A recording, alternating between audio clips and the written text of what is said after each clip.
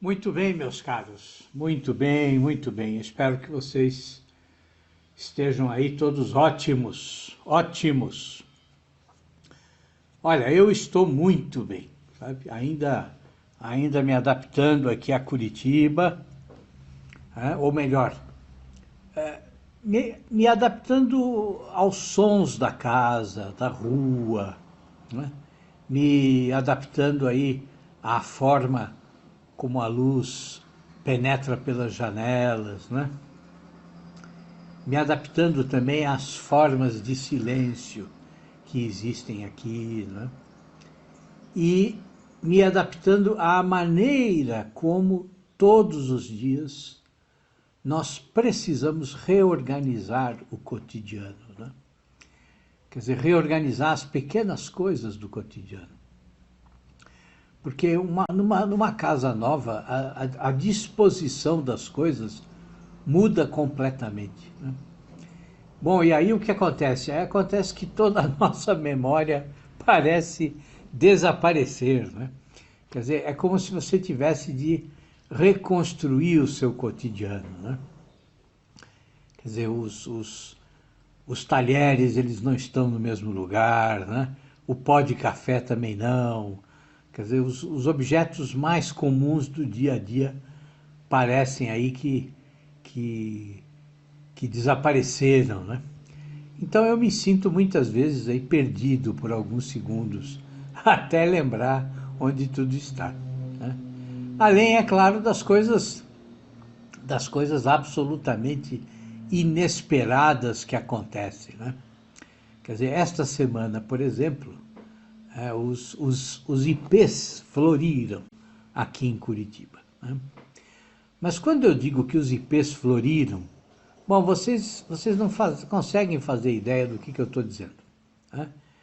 Porque, assim, há ruas e ruas e ruas e ruas, assim, repletas de ipês amarelos, né?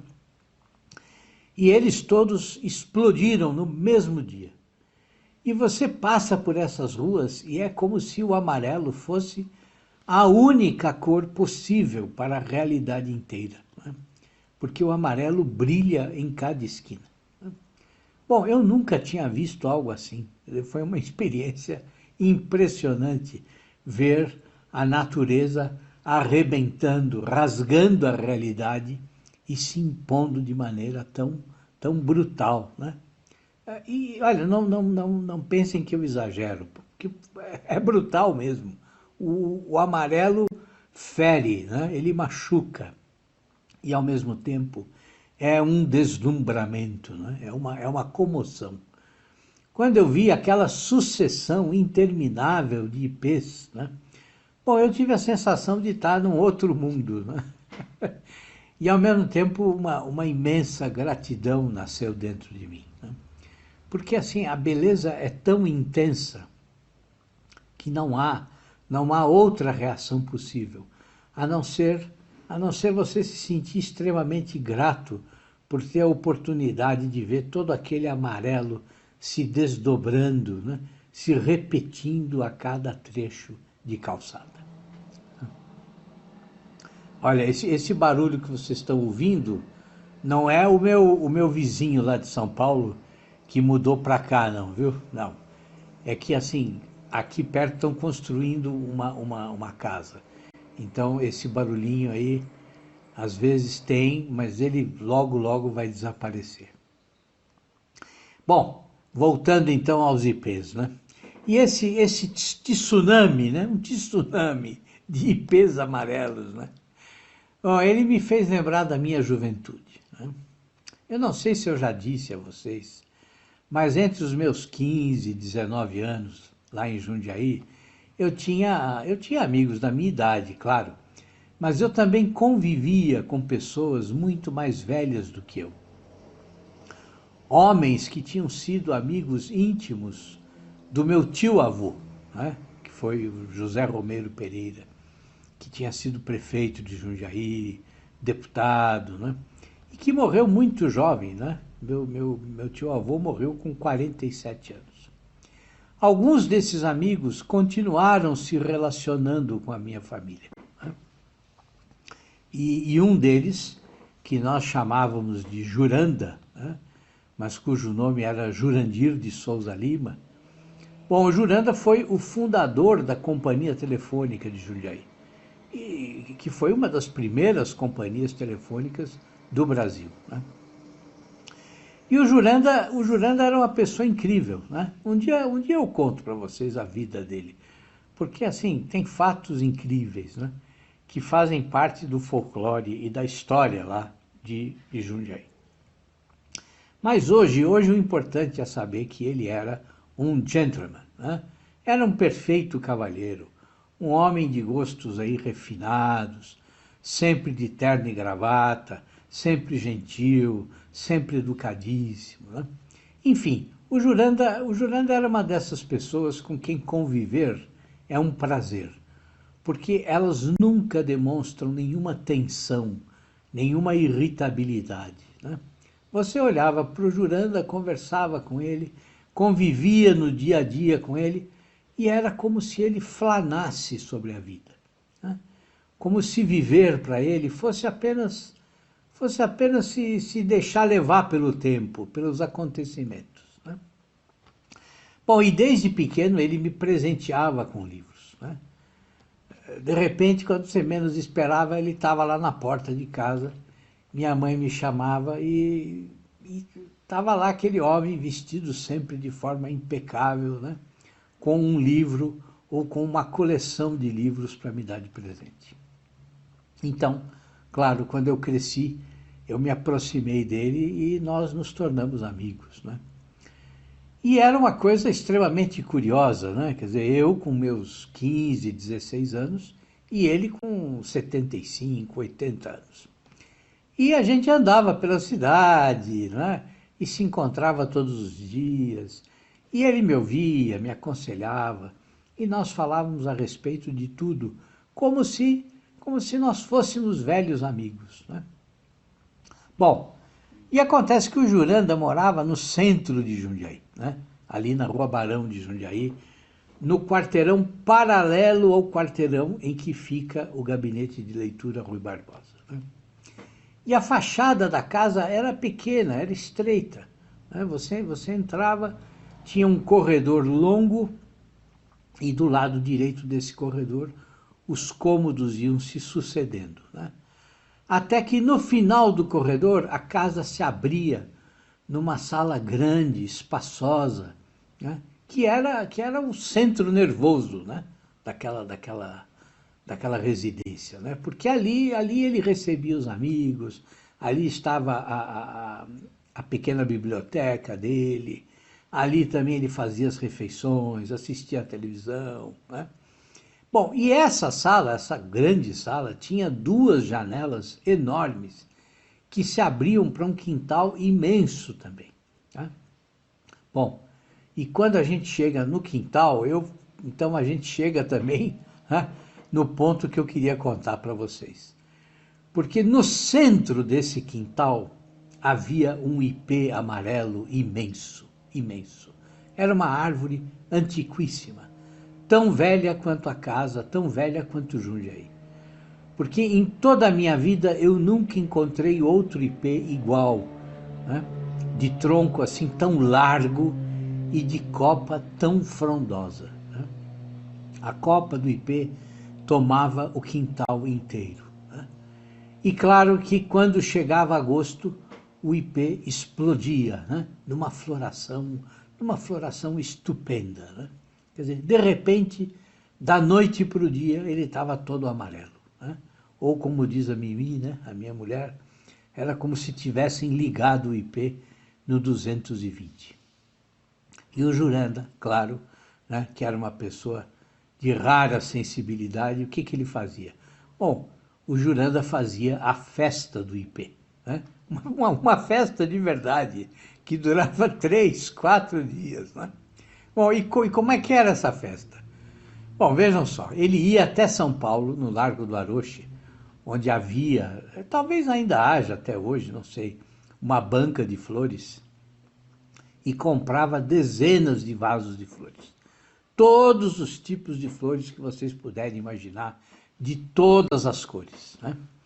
E ali perto do Largo do Aroche, na Vieira de Carvalho, né, havia uma doceira famosa, a Duca, que era imensa. Tá? A última vez que eu estive lá, há alguns anos, no lugar da Duca, construíram uma pequena galeria com várias lojas, e a Duca tinha se tornado um espaço pequenininho e sem graça. Né? Tinha perdido aquela imponência do passado. E o Juranda ia na Duca e comprava as guloseimas incríveis que eles faziam ali. Né? E voltava então para Jundiaí com o carro carregado, né, de flores, de doces, de petit-fours, de bolos. Né? E nunca podia faltar uma torta de damasco e amêndoas que ele adorava, né? E que era realmente deliciosa. Né? Bom, e o Juranda então espalhava tudo isso pela sala imensa, né? Espalhava pela mesa de almoço, nos beirais das janelas, nas mesinhas de apoio, na cozinha. E então ele telefonava para todos os amigos, né? E todos nós íamos para lá para ver a floração do ipê. Né? E também conversar, e comer doces, e conversar, e admirar aquele ipê gigantesco, que era uma nuvem amarela que parecia ter pousado sobre o quintal da casa. Né? E nós passamos a tarde lá, né, lendo poemas em voz alta, e conversávamos, e ríamos, e a casa ficava cheia de gente durante 2, 3 dias. Né? E claro, cada pessoa, cada visitante ganhava um vaso de flor quando saía. Né? Quer dizer, era como se naqueles dias se abrisse aí por mágica uma espécie de arca do tesouro. Né? E dessa arca então brotavam poemas, flores, doces, bolos, né? E aquele ipê brilhando, brilhando de amarelo. Né? Aquele ipê que era um convite a acreditar na continuidade da vida. Né? Aquele ipê que estava ali dizendo, vejam, vejam, vejam, a vida continua, a vida prossegue. Né? Apesar de tudo, apesar de todas as dificuldades, né? Eu estou aqui concedendo a vocês 5, 6 dias de beleza. Né? E nós, claro, nós aceitávamos aquele dom, né? Aquela oferta de beleza gratuita. Né? E graças ao Juranda, a gente vivia a floração do ipê como se ela estivesse também dentro de nós. Né? Certas pessoas são realmente incríveis, né? Incríveis. E o Juranda foi uma delas. Porque, vejam, ele poderia admirar a beleza do ipê, né? A beleza que se repetia todos os anos. Né? Ele poderia admirar sem nenhuma festa. Né? Ele poderia admirar a beleza de forma solitária, de forma silenciosa. Né? Mas não, quer dizer, ele transformava tudo num verdadeiro happening, né? num espetáculo. Né? E aquilo marcava a vida das pessoas, como marcou a minha. Né? E a festa, claro, se estendia para além da floração. Né? Por quê? Porque as pessoas tiravam fotos, né? O próprio Juranda fotografava. Então a gente passava dias vendo as fotos, lembrando o que tinha acontecido naquele ano, comparando a floração de um ano com a floração de outro. Né? Quer dizer, de maneira que não era só uma festa, mas era uma verdadeira celebração. Né? Era uma verdadeira celebração. Era um ato de fé no poder da beleza. Né? Era uma entrega dos homens à beleza. Né? Nós éramos subjugados pela beleza. Nós éramos abraçados por aquela copa imensa. Né? E quando as flores começavam a cair, elas forravam de amarelo o chão do quintal. Né? E nós caminhávamos ali querendo que aquilo nunca terminasse. Né? E aqui na minha rua, na frente da minha casa, bom, tem um ipê imenso. Né? Mas assim, ele não chega nem à metade do que era o ipê do Juranda. Né? Mas não importa. Esses dias todos, quando eu olho para o amarelo que ainda brilha, né? A natureza me dá a alegria de poder lembrar de um dos meus melhores amigos. Né? quer dizer, de uma pessoa inesquecível, por diferentes motivos, né? Quer dizer, esse homem, de certa forma, parecia querer substituir o que o meu tio-avô teria sido na minha vida se ele não tivesse morrido tão cedo, né? E o Juranda conseguiu, né? Ele foi uma das pessoas que mais me ajudou a me tornar quem eu realmente queria ser, tá? E eu acho que não há nada mais importante do que isso, meus caros, né? Aprender a ter coragem de ser o que nós realmente somos, o que nós realmente queremos ser, né? E ter um amigo que ajude você, né, a assumir com coragem isso, essa decisão. Bom, esse amigo vai ficar para sempre na sua memória, né? É isso, meus caros. Olha, um grande abraço em todos vocês. Tudo de bom. E até o nosso próximo áudio.